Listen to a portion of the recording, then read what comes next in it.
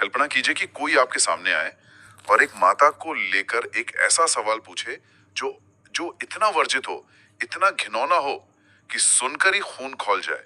बिल्कुल। आज के इस गहन विश्लेषण में हम हमारे पास मौजूद शोध और प्राचीन ग्रंथों के ढेरों पन्नों में से एक ऐसे ही छोटे लेकिन मनोवैज्ञानिक रूप से हिला देने वाले प्रसंग को खंगाल रहे हैं। हमारा उद्देश्य है इस एक असहज घटना के जरिए इंसानी दिमाग के सबसे अंधेरे कोनों को समझना। और ये प्रसंग जिस पृष्ठभूमि में सेट है ना, वो इसे और भी ज्यादा जटिल बनाता है। हम बात कर रहे हैं पांडवों के अज्ञातवास के समय की।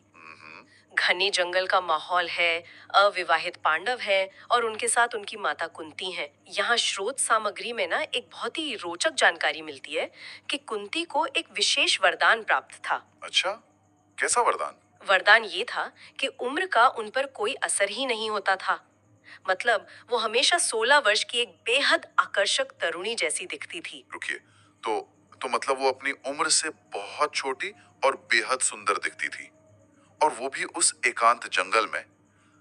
मुझे लग रहा है कि ये चर्चा किस दिशा में जा रही है। हाँ, ठीक वही।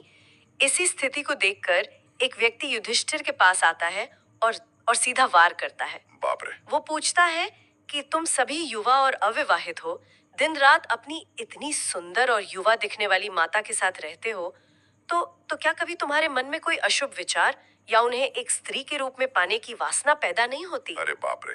मतलब आज के समय में भी अगर कोई ऐसा सवाल पूछे तो वो किसी भयंकर इंटरनेट ट्रोल से कम नहीं लगेगा। बिल्कुल, एकदम सही तुलना है। जो सिर्फ जिज्ञासा से नहीं पूछ रहा है, बल्कि जानबूझकर सबसे दुखती रग पर हाथ रख रहा है, ताकि ताकि इंसान भड़क जाए। मेरा मतलब है, अगर यही बात भीम या अर्जुन से पूछी जाती तो उस इंसान का सिर धड़ से अलग होने में एक सेकंड भी नहीं लगता। हाँ, वो तो है। युधिष्ठिर ने उसे तुरंत खत्म क्यों नहीं किया? ये तो बहुत ही अस्वाभाविक सी शांति लगती है। यही तो युधिष्ठिर की खासियत थी। प्रतिक्रिया बिल्कुल हिंसक हो सकती थी। और स्रोत बताते हैं कि युधिष्ठिर को यह सुनकर भयानक शर्मिंदगी और असहजता महसूस हुई। हाँ, स्वाभाविक है। लेकिन उन्होंने तलवार नहीं निकाली। इसके बजाय उन्होंने जो जवाब दिया वो आज के आधुनिक कॉग्निटिव बिहेवियरल थेरेपी मतलब सीबीटी के बुनियादी सिद्धांतों जैसा लगता है।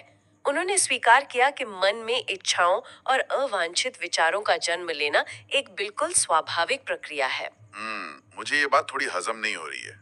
वो ये मान रहे हैं कि उनके मन में ऐसे वर्जित विचार आते हैं। हाँ, उन्होंने इसे नकारा नहीं। लेकिन अगर विचार आ रहे हैं तो इंसान उन पर काबू कैसे पाएगा? क्या बस ये कहकर कि हाँ मैं बुरा सोच रहा हूँ? ये तो बहुत खतरनाक हो सकता है। नहीं नहीं, सिर्फ स्वीकार करना काफी नहीं है। और यहीं पर इस प्रसंग का सबसे शक्तिशाली हिस्सा आता है, वो तरीका जिससे इन विचारों को रोका जाता है। युधिष्ठिर ने इसे समझाने के लिए फला का रूपक दिया। फला? हाँ, फला यानी हल का वो नुकीला लोहे का हिस्सा जो जमीन को गहराई तक चीरता है। अच्छा, वो खेती वाला हल है। बिल्कुल। उन्होंने कहा कि जैसे हल से जमीन में गहराई में छिपे जहरीले कीड़ों और सांपों को खोज खोज कर मारा जाता है ना, वैसे ही मैं अपने मन रूपी हल से ऐसे अशुभ विचारों को जड़ से उखाड़ देता हूँ।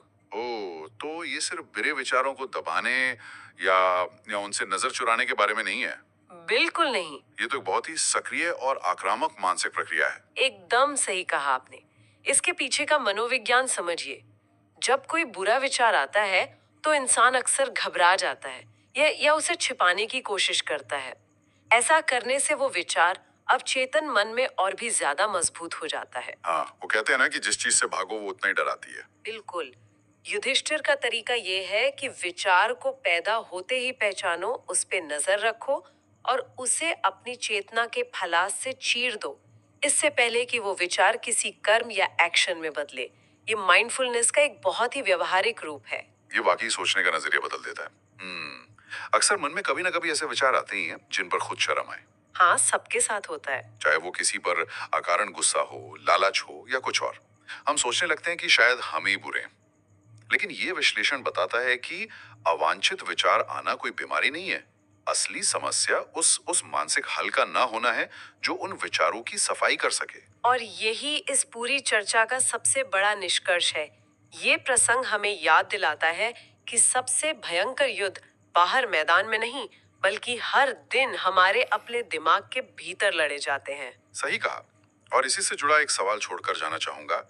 अगर हमारे बुरे और अनचाहे विचार जमीन में छिपे उन जहरीले जीवों की तरह हैं, तो आज के इस अत्यधिक सूचना और भटकाव वाले युग में क्या हम सभी ने अपने मन का हल इतना तेज रखा है कि समय रहते उन जहरीले विचारों को पहचान कर नष्ट कर सकें?